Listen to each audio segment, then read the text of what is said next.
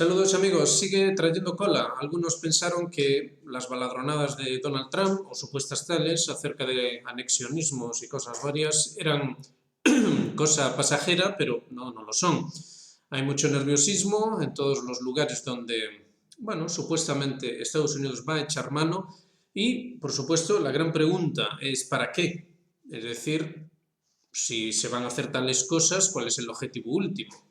Y bueno, la verdad es que la respuesta la tenemos. La tenemos tan fácil como revisar las notas de prensa, fíjense.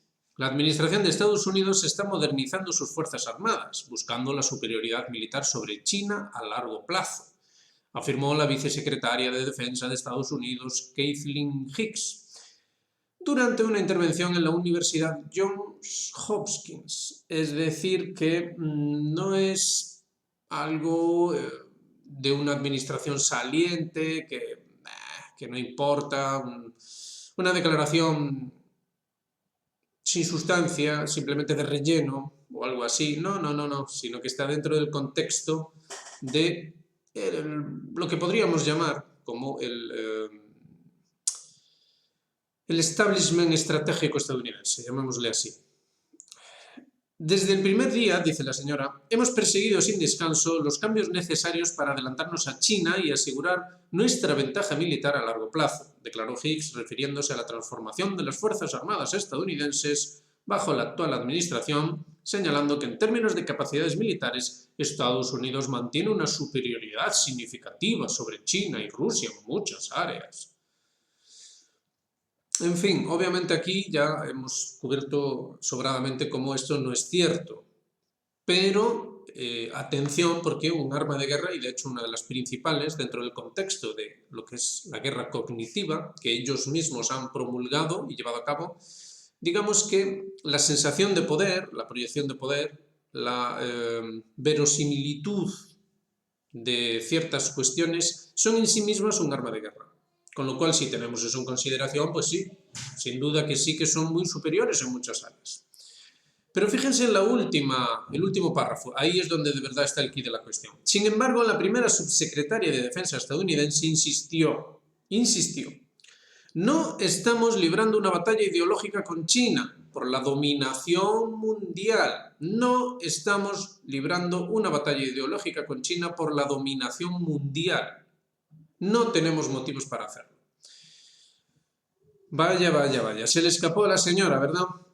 Se le escapó a la señora qué es lo que realmente significa todo esto. Todos estos movimientos en torno a la administración entrante y la extraña colaboración entre ambas administraciones. Fíjense que no paran de quitarle todas las causas penales a Donald Trump. De repente los que eran enemigos irreconciliables pasan a ser estupendos amigos y se entienden en lo esencial y se entienden muy bien. Bueno, de ahí pasamos al análisis que nos trae Larry Johnson para ver en profundidad qué es todo esto. Hay un concepto en el que llevamos insistiendo desde que empezamos este canal y que por desgracia continúa siendo un misterio insondable, que es la cuestión de la civilización. Se enfoca la geopolítica solo desde el punto de vista añejo, rancio, de las estructuras estatales, sectores económicos, cuestiones más o menos sociales y sobre todo lo militar. Pero no se tiene en consideración el componente civilizatorio, de hecho es como si no existiera. Civilizatorio vendría a ser un sinónimo de Estado. Estado, no, ya sé, muchos estados, una organización de estados, eso sería civilizatorio. No es así en absoluto. Hay que entender que aquí hay dos modelos civilizatorios luchando y son plenamente conscientes de ello, tanto uno como el otro. Un bando es el estadounidense y su modelo civilizatorio, y ellos sí lo entienden porque nos han dejado pruebas escritas de ello, es el modelo del proyecto moderno. Es decir, ese proyecto moderno que, entre otras cosas, creó el Estado, la noción de Estado tal y como hoy la entendemos. El que creó todos esos parámetros que son los que normalmente se suelen analizar. Pero digamos que se ha dejado a sí mismo en el ámbito de lo secreto. para que las personas fantaseen con la masonería, con las sociedades secretas y con todas estas cosas. Y lo mismo también a nivel financiero, no hay poco secretismo también a ese respecto. Bueno, ¿a cuento de qué viene todo esto? Pues que el señor Larry Johnson ha escrito un artículo en el cual define el estado profundo como siendo básicamente un proceso que usurpa cualquier tipo de identificación entre lo que sería un estado tal y como se solía entender y, digamos, lo que la gente en sus cabezas entiende como país. Vale. Lo que dice Larry Johnson es muy sencillo de entender. A ver si conseguimos que se comprenda adecuadamente para después meternos ya de lleno en la cuestión civilizatoria. Lo que dice Larry Johnson es tan simple como que aquellos que trabajan para algunos puntos sensibles dentro del Estado estadounidense, aquellos que trabajan ahí, que manejan información privilegiada, que tienen ciertos conocimientos sobre ciertos aspectos clave, esos pasan al sector privado, dentro de lo que es, ya lo ven ahí en la imagen, el complejo militar industrial. El complejo militar industrial es mucho más que simplemente fabricar armas. Dentro de lo que es ese complejo, las personas que, obviamente, a través de ese complejo, van a poder desempeñar ciertas funciones, pero eso sí, dentro del ámbito privado, esas personas después van a ser de nuevo introducidas en el ámbito público. Es decir, tenemos por ejemplo un caso particular, el caso de Austin, que el propio Johnson nos trae a colación. Austin hace carrera dentro del Estado estadounidense, allí accede a ciertos conocimientos, a cierta información, entonces pasa al ámbito privado, Raytheon, concretamente la empresa Raytheon, entonces ahí desempeña también sus funciones y una vez que ya, entre otras cosas, se ha convertido en millonario, es decir, ha amasado una gran fortuna, lo cual le hace pasar a ser la élite. Una vez que ya ha pasado por ese proceso, ¿qué es lo que ocurre, amigo? Pues que lo tenemos de jefe del Pentágono, tan simple como eso. Entonces, obviamente, ¿qué es lo que va a favorecer esto? Pues que el proceso vuelva a repetirse una vez más. Entonces, ahí tenemos una suerte de ente que, atención, mucha atención a esto, es precisamente lo que se considera dentro de Estados Unidos y dentro del mundo occidental, es precisamente eso lo que se considera civilizatorio. Atención a esto, porque parece que cuesta mucho entenderlo debido a la educación que hemos recibido, debido a la falta de marcos conceptuales, etcétera, etcétera.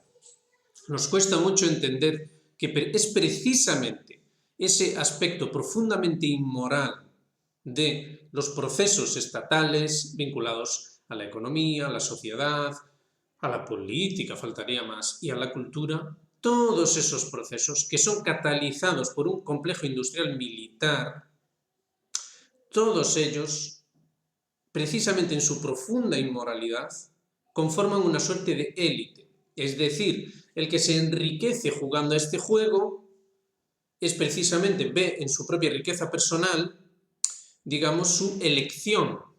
Esto, por lo demás, forma parte del pensamiento protestante, tampoco estamos aquí descubriendo nada. Entonces, el que es elegido, obviamente es élite, ¿verdad?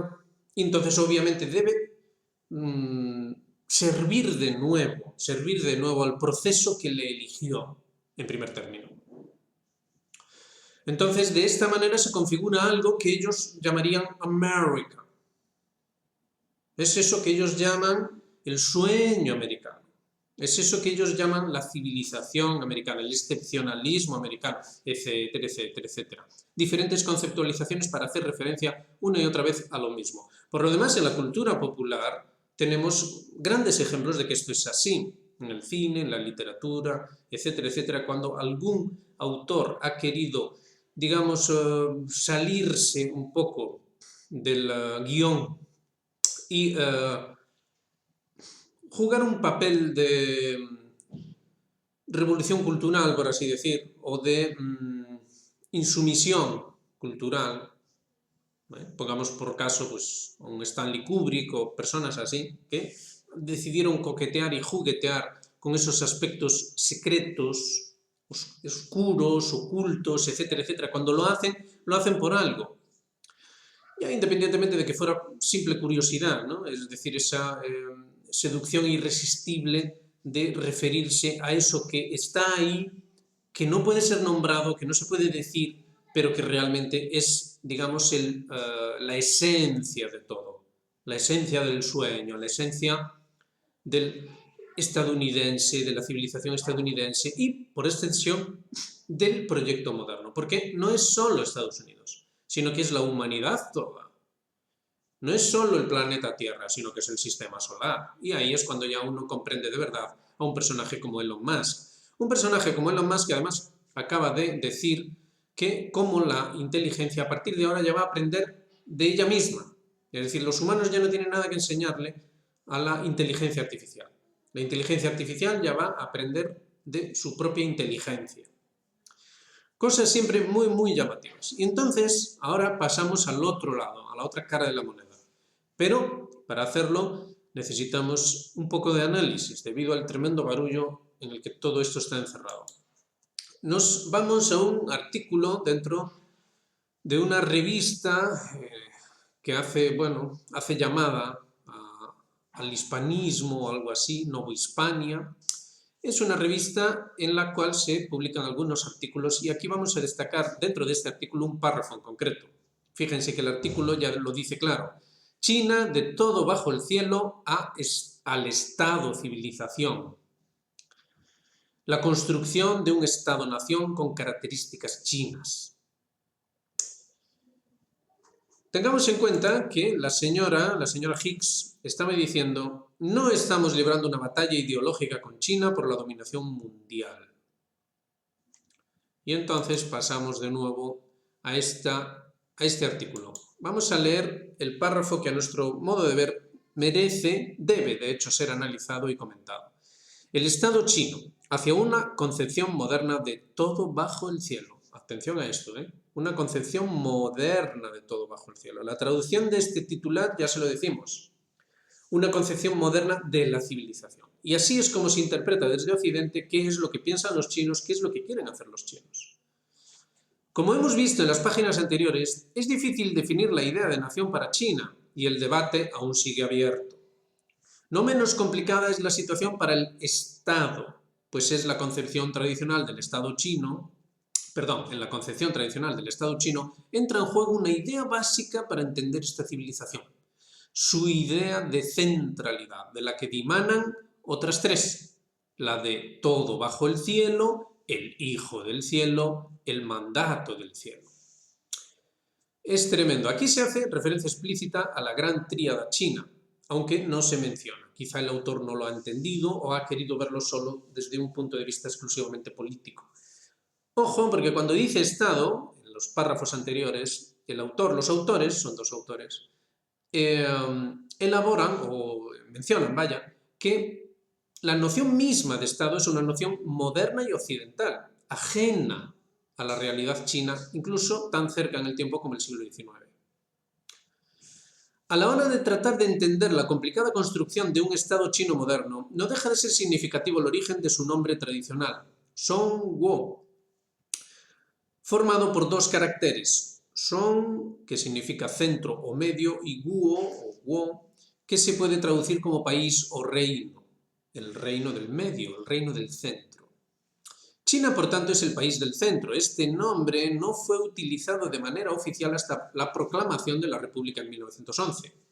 Anteriormente, el Imperio Celestial adoptaba el nombre de la dinastía reinante, es decir, Imperio Yuan, Ming, Qing. Pero los chinos se referían coloquialmente a su país como Songguo. El origen del nombre se remonta a la época de las primaveras y otoños, fíjense, antes de Cristo, siglos antes de Cristo, y de los reinos combatientes, cuando China se hallaba dividida en diversos estados enfrentados entre sí. En el centro de ellos, en torno al río Amarillo, se situaban los reinos más puramente chinos, los tenidos por modelo del mundo civilizado, mientras alrededor de ellos se disponían reinos más grandes territorialmente, mestizos y más agresivos militarmente, conformados por una élite china y pueblos bárbaros que veían en aquellos estados centrales el ideal de la civilización. Claro, el problema es que no nos dicen por qué esos estados veían en el central, en el país del centro, el ideal de civilización. Esto no nos lo explican. Es decir, hay una profunda incomprensión en Occidente acerca de estas cosas. Se ha mencionado la Gran Tríada. Todo bajo el cielo, el Hijo del Cielo, el mandato del cielo. Entonces, en todo bajo el cielo sería el concepto chino de tierra, el concepto de la Gran Tríada china. Dentro del Hijo del Cielo es el concepto chino de hombre, dentro de esa gran tríada. Y el último, el mandato del cielo, sería el concepto cielo, tian. Esto es lo primero. Es absolutamente esencial comprender la gran tríada para al menos aproximarte, aunque solo sea someramente, acerca de la cultura china y tratar de comprender qué es lo que puede significar para los chinos un planteamiento civilizatorio. Entiéndase bien que en Occidente no tenemos esto. ¿Por qué? Porque se rompió con eso. No porque no existiera. En Occidente también existe la Gran Tríada. Los conceptos occidentales dentro de lo que es la Gran Tríada serían agua, tierra y cielo. O mejor dicho, mar, tierra, cielo. No vamos ahora a entrar en esto. De hecho, esto lo estamos elaborando en el libro que estamos escribiendo, que ya va avanzando y que esperemos que pronto saldrá. Pero lo que sí que vamos a decir ahora es que en realidad en Occidente sí que había elementos para comprender a los chinos, elementos análogos o paralelos a los de la civilización china. Pero ojo, aquí está la clave de todo. Hubo una ruptura con eso. Hubo una ruptura consciente con todo eso, cosa que no ocurrió en China realmente. Entonces, en cuanto a la ruptura, es ahí donde entra el concepto de modernidad. Es precisamente en ese punto donde se lleva a cabo un proyecto, insistimos, consciente de ruptura con lo que se llamaba el antiguo régimen. Entonces no vamos a poder entender nada si no entendemos esto. Y en algunos artículos como este se ve claramente cómo esto no está siendo entendido. Esto no está siendo entendido y estamos en un contexto geopolítico actual, no estamos hablando ya de historia, en el cual la tensión es máxima y, como ven, de lo que se habla es de la dominación mundial. Es decir, dentro del proyecto moderno, ese proyecto que rompe con el antiguo régimen, que rompe con toda tradición, con toda noción que pudiese comprender a los chinos, o a los iraníes, o a los rusos, etcétera, etcétera, dentro de todo eso lo que tenemos es una dominación mundial, literal, explícita.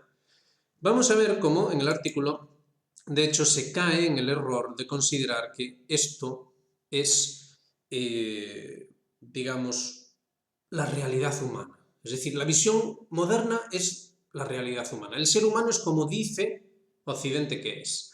El ser humano es como dice la modernidad que es. Bueno, pues no, no es así. No es así como piensan los chinos, no es así como se piensa en otros lugares del mundo. Por suerte, no solo en China, sino también en otros lugares, aunque sea parcialmente, se está empezando a comprender que es precisamente ese hecho moderno, ese hecho específicamente occidental, específicamente europeo, el que rompe y que es precisamente en esa ruptura donde está la clave de todo el asunto. Que quede claro, el reino del centro hace referencia a la centralidad dentro de un concepto que también existía en Occidente, de ese, digamos, el lugar que dentro de la percepción del mundo, por así decir, el lugar que condensaba todos los elementos esenciales de los diferentes aspectos de la realidad. Entonces, el reino del centro, donde por lo demás estaba el emperador, el reino del centro era un lugar que debía estar lo más cerca que fuese posible del cielo, es decir, lo más cerca que fuese posible de los arquetipos cósmicos mismos. Por eso era tan bonito, tan vistoso todo lo relativo al emperador, la ciudad prohibida, etcétera, etcétera. Porque ahí se hacía un esfuerzo consciente de simbolizar los diferentes arquetipos y traerlos a un centro donde conscientemente, se suponía que el emperador era consciente, donde conscientemente se estuviese comprendiendo que la realidad última por la cual debe regirse el hombre, es precisamente esa esencia de los arquetipos cósmicos, es decir, la propia naturaleza de la realidad. Esta doctrina no es una doctrina exclusivamente china y algunos de ustedes estarán comprendiendo rápidamente cómo en América, en África, en las perdidas tradiciones europeas, etcétera, etcétera, en Asia, por supuesto, hay tradiciones que vienen a decir exactamente lo mismo. Vienen a decir exactamente lo mismo. Entonces, cuidado con esto. Entonces, se dice que los otros reinos estaban en guerra, que si eran belicosos, que si esto, que si lo otro. Bueno, en realidad basta con prestar un poco de atención a la cultura histórica china y ya se comprende rápidamente que son tiempos de lo que los hindúes llaman el Kali Yuga. Es decir, estamos en tiempos de grandes desequilibrios,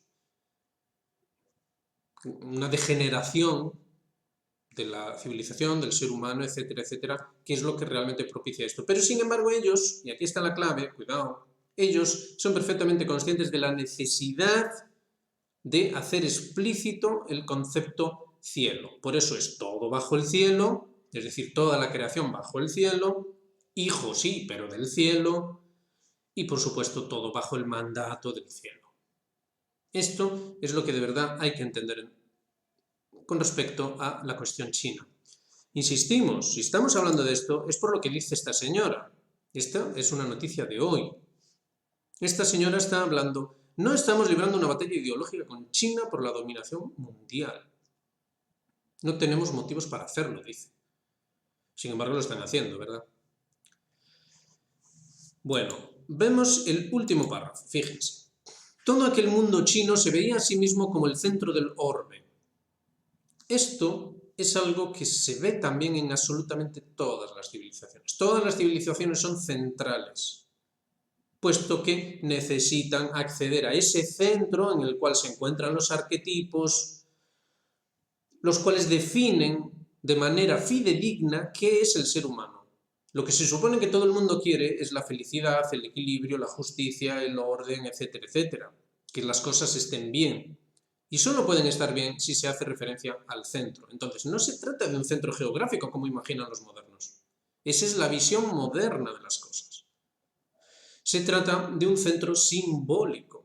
Es el centro simbólico del orden. Y claro que sí, puesto que los chinos eran una tradición completa, una tradición autoconsciente, es decir, eran perfectamente conscientes de que eran una civilización y en ese sentido, claro que eran el centro simbólico del orbe. ¿Que resulta que había otra civilización? Pues esa otra civilización también era el centro simbólico del orbe y no por eso había contradicción y nadie de hecho veía una contradicción en ello. Nadie a estos niveles de comprensión intelectual, entendámonos. De hecho, los chinos no tienen ningún problema dentro de su historia, no tuvieron ningún problema en hacer una comunicación con otras civilizaciones. Otras civilizaciones que por supuesto que también eran el centro del orbe, faltaría más. Pues el centro es siempre el mismo, siempre el mismo. Entonces por eso los chinos de hecho aún siguen predicando esa diversidad armónica, esa multipolaridad de la que hablábamos ayer en el vídeo acerca de Venezuela. Los chinos predican una multipolaridad. Entonces cuando se están haciendo análisis acerca de que no, que nos vamos a un mundo bipolar, a un mundo tripolar, o el globalismo porque Estados Unidos va a ser el líder indiscutible, etcétera, etcétera, unipolar, bueno, pues hay que entender que no estamos hablando de lo mismo. Cuando los chinos dicen multipolar no están queriendo decir eso, están queriendo decir esto precisamente, que hay una noción adecuada, de hecho pacífica, no es lo que pretenden los estadounidenses. Los estadounidenses están hablando constantemente de hacerle la guerra a China, no la paz. Pero los chinos tienen una noción pacífica de lo que debe ser la humanidad, pero no porque lo digan ellos, sino porque lo dice el cielo, la naturaleza de la realidad. Señores, no estamos comprendiendo a los chinos, queremos medirlos según estos clichés tan puramente estadounidenses que refleja tan bien Larry Johnson. Queremos ver que los chinos son como ese dibujo, que lo único que piensan es en dinero y en, bueno, perpetuar una suerte de elección del éxito mundano, la elección del éxito mundano. Y no tenemos nada que nos lleve a pensar eso. No tenemos absolutamente nada que nos lleve a pensar eso. Entonces, a ver, seguimos leyendo, porque aquí se dicen cosas bastante graves que hay que puntualizar. Todo aquel mundo chino se veía a sí mismo como el centro del orbe, la única nación civilizada sobre la Tierra. No la única, de ningún modo. Razón por la cual definieron como bárbaros a todos aquellos pueblos que no estaban bajo el control de su imperio. Eso tampoco es cierto. Hay que distinguir entre bárbaro como extranjero y bárbaro como incivilizado. Los chinos no consideraban incivilizados a cualquiera que viniese a ellos y demostrase ser civilizado. Esto es un absurdo total y no tiene ningún arreglo con la historia china, que por lo demás es fácilmente comprobable. No hay nada que lleve a pensar eso. Entonces, lo que están haciendo los autores de este artículo es llevarnos por una visión auténticamente eurocéntrica. Y es curioso porque en el artículo ellos denuncian la visión eurocéntrica. Es curioso, ¿verdad? Eurocéntrica, occidentalcéntrica, bueno, llámenle como ustedes quieran. Habría que decir más bien moderna. Moderna como ruptura con el antiguo régimen, insistimos.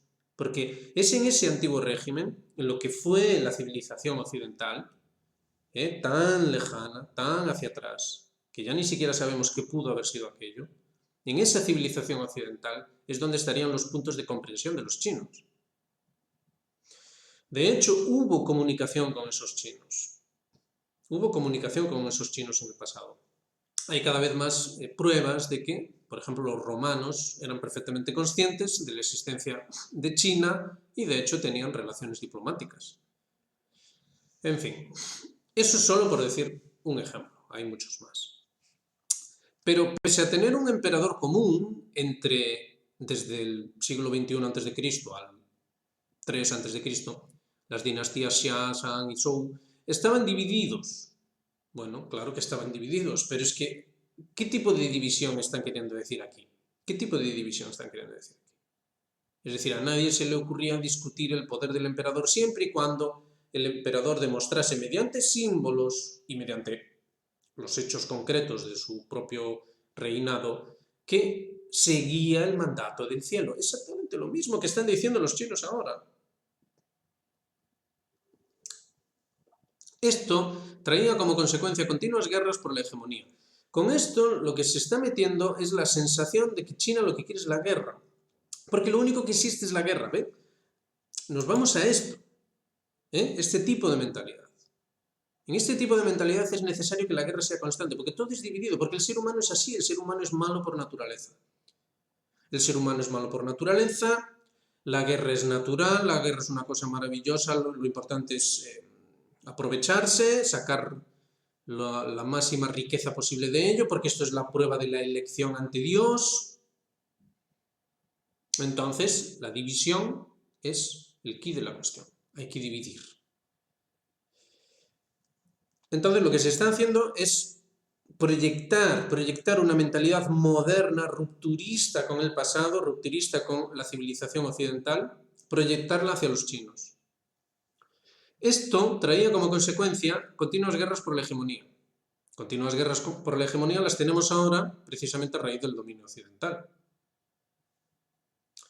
Dichas características, la de ser la única nación civilizada sobre la Tierra, insiste, y la conciencia de que división significaba guerra, hizo nacer la idea de todo bajo el cielo. Es tremendo lo que nos están diciendo aquí. Vamos a ver, se están mezclando una serie de conceptos, es una incomprensión asombrosa. Por supuesto que los chinos, como toda tradición, entienden que el mundo manifestado es un mundo lleno de contradicciones. Para eso hay tantos símbolos, el yin y el yang, elijan ustedes el que quieran, ¿vale?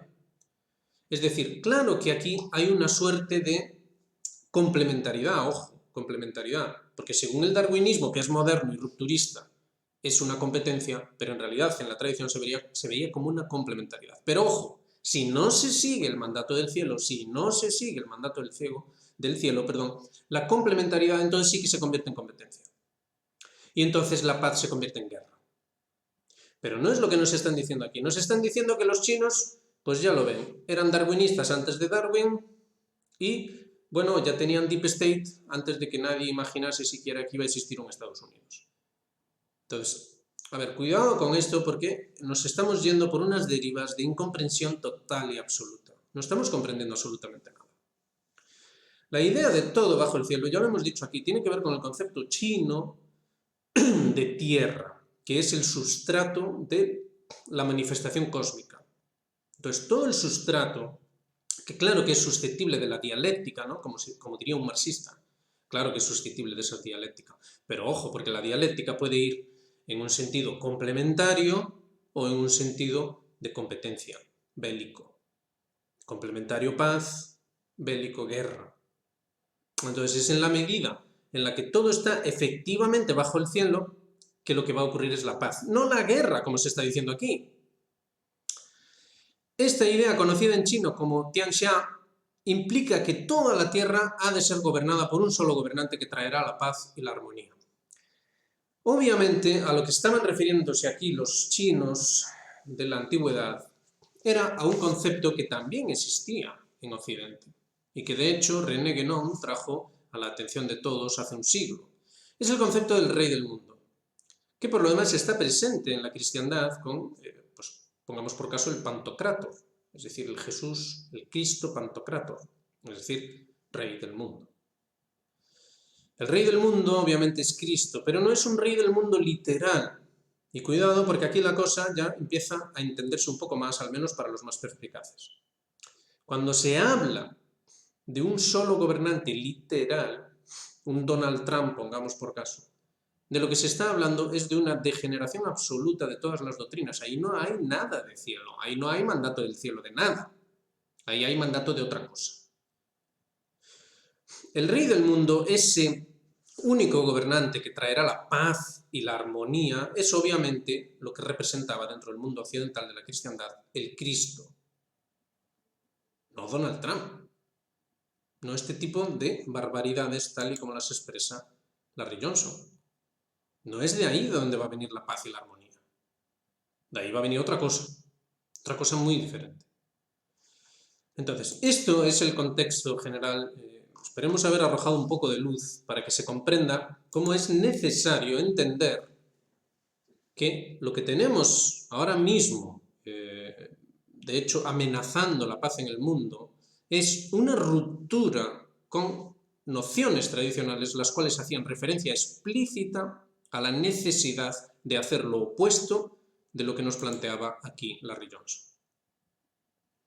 Entonces, estas gentes en todo el mundo, no solo en China, no solo aquí, no solo allá, en todo el mundo, todas las civilizaciones decían, si ustedes tienen esto en la Tierra, ustedes han de saber que no solo no van a tener paz, sino que de hecho esto terminará con todo, arrasará con todo. Y eso es exactamente lo que está pasando. Entonces ahora tenemos a la enésima personificación de esta cosa con Donald Trump, el cual va a tomar posesión como emperador, como jefe de ese deep state. No nos equivoquemos. La propaganda ha querido hacernos ver que no, él va en contra del deep state. Por favor, seamos un poco serios. El jefe de ese deep state lo que está es haciendo un planteamiento que, insistimos, a esta señora ya se le escapó. Es un planteamiento de dominio mundial. Dominio mundial porque ya ven ustedes cómo se está interpretando. Miren cómo se interpreta la tradición. Miren cómo se interpreta lo que están haciendo ahora mismo los chinos. Los chinos lo que quieren es un solo gobernante que traerá la paz y la armonía. Sí, ya, hombre. Toda la tierra ha de ser gobernada por ellos, para beneficio de ellos. Es decir, para que ellos hagan esto. En fin, esperemos que se haya comprendido. Esperemos que se haya comprendido y llamamos una vez más la atención, sobre algo que ya hacía tiempo que no mencionábamos, y es que una posibilidad para que en Occidente se salga de ese rupturismo de la modernidad que acabamos de mencionar, que nos lleva a este desastre, una posibilidad es recuperar ese concepto hispano, ya que la publicación hacía referencia a Nova Hispania. Recuperar ese concepto hispano, pero a la manera en cómo lo expresaban realmente los chinos, no en esta reinterpretación. No, señores, porque esto es un engaño. No sabemos si los autores son conscientes del engaño. Es perfectamente posible que no lo entiendan. Pero mucho ojo, porque aquí se está interpretando todo exactamente al revés. Todo exactamente al revés. Entonces, si lo interpretamos al derecho, como estamos expresando aquí, entonces sí podemos hablar de un hispanismo, o como sea que se le quiera llamar, lo mismo da. Ni siquiera tiene por qué incluir a España, porque hay algunos que parece que no pueden quitarse de encima esa idea imperial y piensan que por llamarle a esto hispanismo, pues significa que España va a ser una suerte de nuevo Estados Unidos y bueno, otra vez volvemos a esto. Y no estamos hablando de eso, estamos hablando de lo contrario de esto. Estamos hablando de lo contrario de esto. Entonces, ya sea México, Venezuela o quien sea, la cuestión es si se está entendiendo esto. Se está entendiendo que hay una ruptura con unos principios que son coincidentes, que están integrados a los propios arquetipos mismos, esencias mismas del cosmos. Se está entendiendo eso. Porque con una ruptura con eso, ya nos explicarán ustedes cómo se supone que las cosas van a ir bien. No lo van a hacer, no van a ir bien, van a ir mal. Entonces, cuando ya hablamos, y hablábamos en el vídeo de ayer, acerca de ese componente financiero, todas estas cosas, esas élites locales, fíjense que volvemos otra vez a la cuestión del dinero, no estamos... Esto es lo que nos propone el Larry Johnson. Cuando nos vamos a esta cuestión económica, ¿verdad? Economic recovery, cuestión económica, financiera, fíjense el dinero, el presupuesto federal, cómo va por el tubo, élites. Cuando nos vamos a todo esto, necesitamos entender que la esencia de eso es la ruptura con la tradición, la ruptura con la civilización. Y ya, como complementario a eso, la absoluta incomprensión de cosas como este artículo, donde se ve la absoluta incomprensión. Entonces, cuando estamos viendo a los estrategas haciendo estrategia, cuando estamos viendo a los analistas, a los pensadores, a los intelectuales, de los tanques pensantes, think tanks y cosas así, ¿qué es lo que estamos viendo? Necesitamos analizarlo y entender bien qué es lo que está pasando. Puesto que, de otro modo, insistimos, seguirán ocurriendo cosas como el misterioso colapso de Siria, seguirán ocurriendo cosas lamentables como la guerra en Ucrania, etcétera, etcétera. Porque no nos estamos dando cuenta de que hay un desequilibrio esencial, un desequilibrio trascendente y necesitamos esforzarnos un poco para comprenderlo. De otro modo, estaremos siempre perdiendo el tiempo. Estaremos perdiendo el tiempo engañados por estos representantes de la ambigüedad perpetua, una ambigüedad constante y unos elaboradores de una reinterpretación del pasado que lo que hace es darle la vuelta por completo, como hemos demostrado aquí. Aquí se le da la vuelta por completo. Fíjese, es que lo vamos a volver a leer porque esto es tremendo. Dichas características, las de ser la única nación civilizada sobre la Tierra, ya hemos explicado esto. Es decir, es un centro entendido de manera relativa a los principios del universo. Es un centro simbólico. Entonces, nación civilizada significa... El término nación no se utilizaría, pero bueno, nación civilizada significaría simbólica. Es decir, ese pueblo en concreto está en el centro, está en la Jerusalén celeste, si lo quieren ver así. En la medida en la que sigue el mandato del cielo, en esa medida, solo en esa medida, si no, no. Pero aquí no, aquí, fíjense. Esta idea, ¿verdad? Dichas características, la de ser la única, ¿verdad? Y la conciencia de que división significaba guerra, fíjense. Claro que división significaba guerra, pero ya lo hemos explicado. No en el sentido de complementariedad, sino de competencia. Es decir, en la medida en la que no se sigue el mandato del cielo. En esa medida, claro que hay guerra. Hizo nacer la idea de todo bajo el cielo. No, la idea de todo bajo el cielo nació precisamente a la inversa de la interpretación que se está haciendo aquí. Entonces, es necesario ponerlo todo bajo el cielo precisamente para que no ocurra eso, para que no ocurra ese globalismo, para que no ocurra esto que nos explicaba Larry Johnson. Bueno, no insistimos más. Lo dejamos ahí. Ya saben, hagan me gusta, suscríbanse, activen notificaciones y háganse miembros de Geopolítica Actual. Ayúdennos en este esfuerzo intelectual, formen parte de él. Dejen comentarios, hagan aportaciones si creen que tienen algo que decir al respecto de esto.